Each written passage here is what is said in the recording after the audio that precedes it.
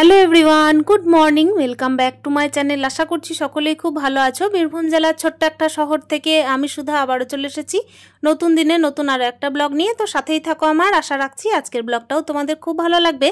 আজকে হচ্ছে রবিবার, ঘড়ির কাঁটায় বাজে মোটামুটি ওই 7:30। তো সকাল টাইমে কিন্তু গোপাল সোনাকে এদিকে জল টল খাইয়ে ঘুম ভাঙিয়ে একদম উঠিয়ে দিয়েছিলাম। তারপর দেখো আবারও কিন্তু সেবা দিয়ে নিলাম। তো দুপুরের সেবা কিন্তু এখনো বাকি আছে। আপাতত গোপাল সোনাকে এই যে একটা গুড়ের বাতাসা আর তার সঙ্গে একটু জল দিয়ে এখন আপাতত সেবা দিলাম। তারপর তো স্নান টান করিয়ে চিড়ে কলা তারপর হচ্ছে দই যা থাকে তাই দিয়ে কিন্তু সেবা দিই। আর এখন এই যে দেখতেই পাচ্ছ আমার ছেলের পড়ার টেবিলের ওপরেই কিন্তু গোপাল সোনাকে রাখি আমাদের বেডরুমেই। তো টেবিলটা কিন্তু দেখছি একদম প্রচণ্ড পরিমাণে নোংরা হয়েছে। এটা আসলে টেবিল নয়, আলমারি। তো আলমারিটাই দেখছি খুব নোংরা হয়েছে, ধুলো জমেছে খুব।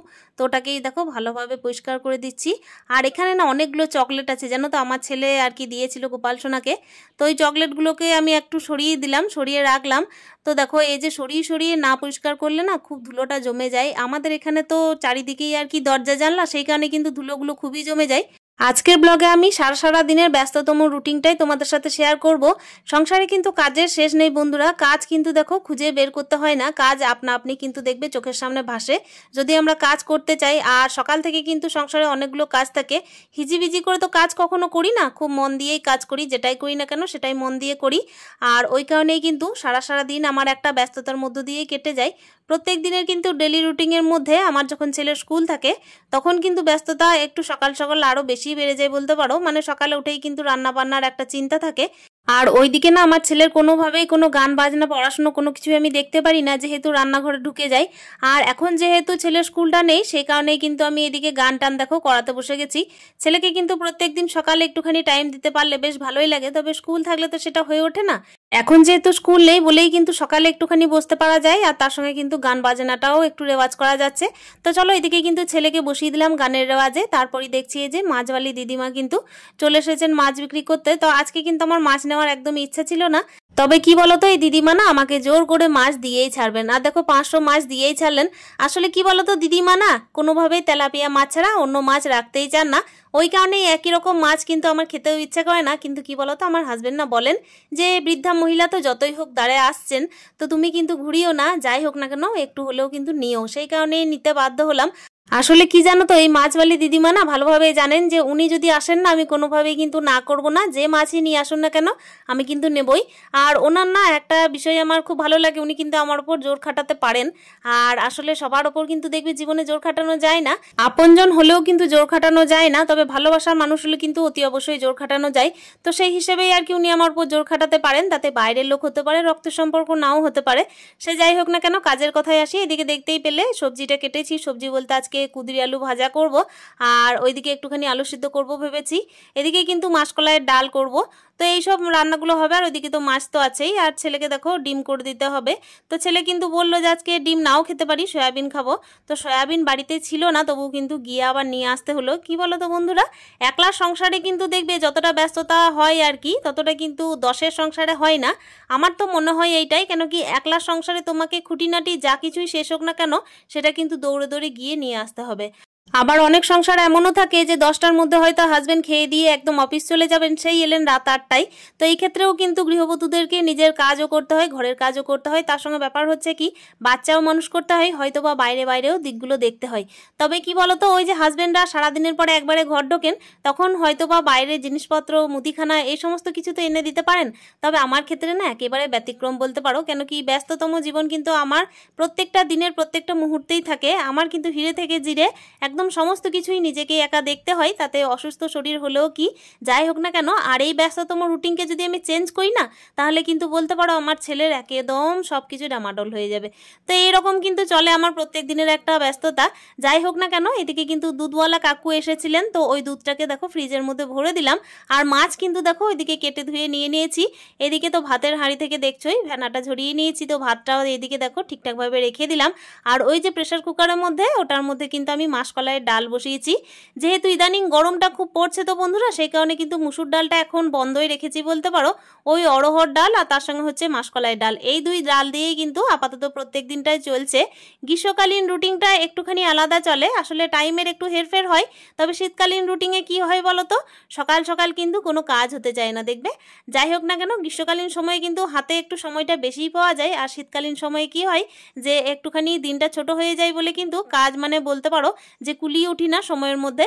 তো যাই হোক না কেন, এই যে প্রত্যেক দিনের ব্যস্ততম রুটিনের মধ্যে একটা যে তাড়াহুড়ো থাকে না, সেটা কিন্তু তোমাদের সাথে শেয়ার করতে আমার বেশ ভালোই লাগে। আজকে দেখতেই পাচ্ছ মাছগুলো অনেকটাই ছিল, তো সব কিছু তো রান্না করব না, এই তো অর্ধেকও রান্না করব কিনা সন্দেহ, কেন কি 5 পিস রান্না করেছিলাম, তার সত্ত্বেও কিন্তু জানো তো 3 পিস থেকে গেছিলো। আসলে আমি না খুব একটা তো আমিষের ভক্ত নয়, তোমরা খুব ভালো করেই জানো, সেই কারণে কিন্তু থেকেই যায় মাছগুলো, আমার কিন্তু খাওয়াই হয় না। আর ছেলে যেহেতু মাছ পছন্দ করে না, খায় না, মাছের গন্ধও নেবে না, সেই কারণে কি হয় যে মাছগুলো ওইভাবেই থেকে যায়, আমাকে হয় কাউকে দিতে হয় কিংবা হচ্ছে রান্না করে আর কি পুরোটা দিতে হয়, এরকমই ব্যাপার। সে যাই হোক না কেন, এদিকে দেখতেই পাচ্ছ তেলাপিয়া মাছ, তো এটাকে আমি একটু ঝাল করব সর্ষে বাটা দিয়ে। মাঝে কিন্তু আমি ছেলেকে চিড়ে গুড় কলা এগুলো খাইয়ে দিয়েছিলাম, তারপর দেখো আমিও একটুখানি মুড়ি খেয়ে নিয়েছিলাম। আর এখন কিন্তু আমার ছেলে বারবার বলছে যে মা আমি ভাইয়ের সাথে খেলতে যাবো। আসলে এই যে ভাইটা হচ্ছে ওর সামনের বাড়ির ভাই, তো সেই কারণে না ওর সাথে কিন্তু একটু পড়াশুনো করে একদম কিন্তু ওই সারা দুপুর খেলে বেড়াই। তো যাই হোক না কেন, ওই 12টার পর কিন্তু বাড়ি আসে, তারপর ওকে স্নান টান করিয়ে আমি খাওয়া দাওয়া করিয়ে দিই। এইভাবেই কিন্তু ওকে একটুখানি ছাড়ি আসলে খেলবার জন্য। তো এভাবে কিন্তু দেখো চলতেই হবে, কেন কি দেখো মা হিসেবে তো আমাকে ওর খেলাধুলারও খেয়াল রাখতে হবে, তা নাহলে তো বোর ফিল করবে। শুধুমাত্র যদি ঘরের মধ্যে আমার সাথেই ঢুকে থাকে আর টিভি দেখে ফোন দেখে, তাহলেও একটা ব্যস্ততম জীবনের মধ্যে কি বলতো ওকে বন্দি করে রাখা হবে। এটা কিন্তু আমি কোনোভাবেই আর কি করি না।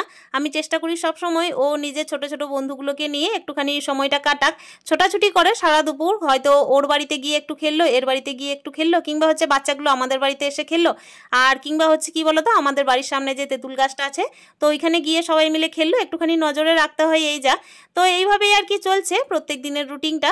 এই যে দেখতেই পাচ্ছ ওইদিকে কিন্তু মাছটা করব, সর্ষে বাটাটা কিন্তু বাইরে থেকে বেটে এনেছি। কি পরিমাণ যে রোদ দিয়েছে আজকে কি বলবো, ওই রোদের মধ্যে গিয়েই কিন্তু আমি ওইদিকে সর্ষেটা বেটে আনলাম। সর্ষে আর একটু লঙ্কা দিয়ে আমি আর কি ওইদিকে বেটে নিয়ে চলে এসেছি, আর পেঁয়াজটা একটুখানি বেশিই দিয়েছি। এইভাবে কিন্তু আমার ঝালদা আমার শাশুড়িমা করতেন, তো খেতে খুব ভালো লাগে।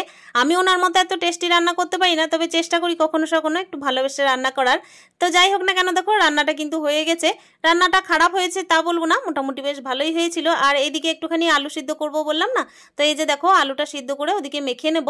আমার ছেলে আবার লাস্টে কি বললো যে মা আমি আজকে ডিম খাবো না, আমি আজকে সয়াবিন খাবো। তো সয়াবিনটাকে না একেবারে কুচি কুচি করে তেলের মধ্যে লবণ হলুদ পেঁয়াজ লঙ্কা দিয়ে একটুখানি ফ্রাই করে দাও, ওপর থেকে দই দিয়ে দাও। তো বাড়িতে কিন্তু দই ছিল না, এইভাবেই কিন্তু করেছি। জানি না ও কোথা থেকে কি শিখছে, নানা ধরনের কিন্তু মাথার মধ্যে যা রেসিপি আছে নিজের মনে কিন্তু বলে, আর আমাকে জেদ করে মা এই ধরনের কিন্তু আজকে বানাতে হবে।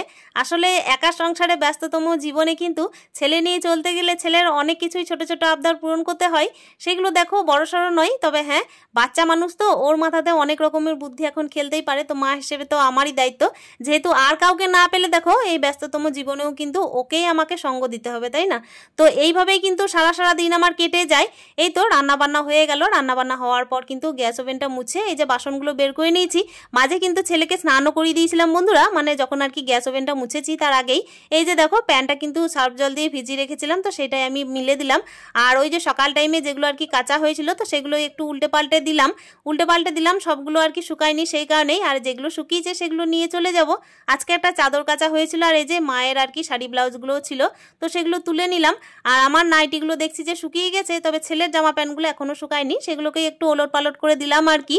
এদিকে জামা কাপড়গুলো নিয়ে এসে একেবারে কিন্তু ছেলেকে খাইয়ে দাইয়ে তারপর দেখো জানলাগুলোকে লাগিয়ে দিচ্ছি, কেন কি সূর্য মামা তো যেদিকে আর কি যান সেদিকে জানলাগুলোকে না বন্ধ করলেই নয়। এইভাবেই কিন্তু প্রত্যেকদিন করার চেষ্টা করি, তা নাহলে কিন্তু ওই যে একটা রোদের ভাপ আছে না, সেটা কিন্তু ঢুকতে থাকবে।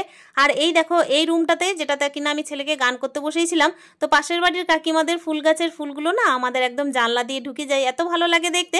তবে কখনো কিন্তু আমি তোলার চেষ্টা করি না, আসলে কি বলতো ভগবানের সেবা না, কখনো চুরি করা ফুলে দিতে নেই, এইটাই আমি শিখে এসেছি। যখন জানতাম না তখন জানতাম না, তবে এখন আমি জেনে গেছি যখন, তখন সেটাই করার চেষ্টা করি। আর এই তো দেখলে আমি কিন্তু ওইদিকে জানলা পর্দা সব লাগিয়ে দিলাম, এদিকে কিন্তু বারান্দার দরজাগুলোকেও লাগিয়ে দিচ্ছি। আমাদের বাড়িতে কি বলতো চারিদিকে জানলার দরজা, তো সেই কারণে কিন্তু ওটা একটুখানি মেনটেন করতে হয়। আর এখন দেখো দেখো দুপুরের লাঞ্চ নিয়ে চলে এসেছি। আলু সিদ্ধ, আলু ভাজা, ডাল, এদিকে আছে দেখো সয়াবিনের তরকারি ছিল, আর হচ্ছে মাছ। তো চলো বন্ধুরা একেবারে কিন্তু ছেলেকে দুপুরের খাওয়া দাওয়া করিয়ে একটু রেস্ট করিয়ে এদিকে দেখো চুল টুলগুলো বেঁধে একদম বিকাল টাইমে ফিরে এসেছি। ঘড়ির কাঁটায় বাজে মোটামুটি ওই 4:30। এখন কিন্তু আমার ছেলেকে আর কি টিচার এসেছেন পড়াতে। তো এই টাইমে আমি দেখো একদিকে কিন্তু নিজেকে পরিপাটি করে নিয়েছি আর গাছে জল দিতে চলে এসেছি। আমাদের এখানে তো বৃষ্টির একেবারে নামগন্ধ নেই। 2-4 দিন আগে কিন্তু হয়েছিল সন্ধ্যের টাইমে একটু, তারপর কিন্তু আর হয়নি। আর ওই কারণে না টবের গাছগুলো একেবারে বলতে পারো ঝলসে যাচ্ছে, মাটি একদম শুকিয়ে যাচ্ছে, গাছের পাতাগুলো একদম নুইয়ে পড়ছে। আর এটা দেখতে তো আমার ভালো লাগে না, তোমরা তো খুব ভালো করেই জানো যারা আমার ব্লগ প্রত্যেকদিন দেখো আমি কি পরিমাণ গাছ ভালোবাসি।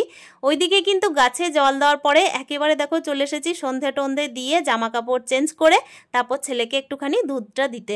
মানে দুধ কমপ্লেন কিন্তু সন্ধ্যের টাইমে আমার ছেলেকে দিই প্রত্যেক দিন। তবে আমার ছেলে না একদম কিন্তু খুব জেদ করছিল, মা আমি চা বিস্কুট খাবো। আসলে কি বলতো, আমি যতটা অ্যাভয়েড করার চেষ্টা করছি ছেলে কিন্তু দেখছি চাটার প্রতি একটু নেশা ধরিয়ে ফেলছে। তবে আজকে কিন্তু আমি ওকে খেতে দেবো না বলেছি, তখন দেবই না। আসলে কি বলতো, কখনো সখনো শখে খেলো ঠিক আছে, কিন্তু প্রত্যেক দিন ওই চা বিস্কুট খেয়ে না ছেলে না একটু মুড়ি খেতে চাই, না দুধটা খেতে চাই। আজকে যে টাইমে আমি দেখো ওর খাবারটা দিচ্ছি সেই টাইমে কেমন বদমাশি করছে। এদিকে কিন্তু চুপ হতে বলছে, আসলে কাকে চুপ হতে বলছে বলো তো, আমাকে চুপ হতে বলছে ক্যামেরার ওইদিকে দাঁড়িয়ে। মানে আমি ওকে বকাবকি করছিলাম যে আজকে চা কোনোভাবেই খেতে দেবো না।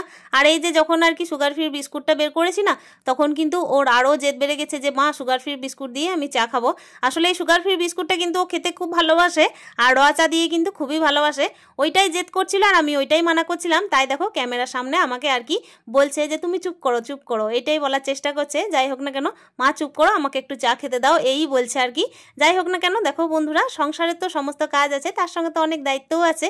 তো সারা দিনের ব্যস্ততম রুটিনটা আজকে শেয়ার করলাম জামা কাপড় ভাঁজ করা দিয়ে। দেখা করছি নেক্সট ব্লগে, টাটা।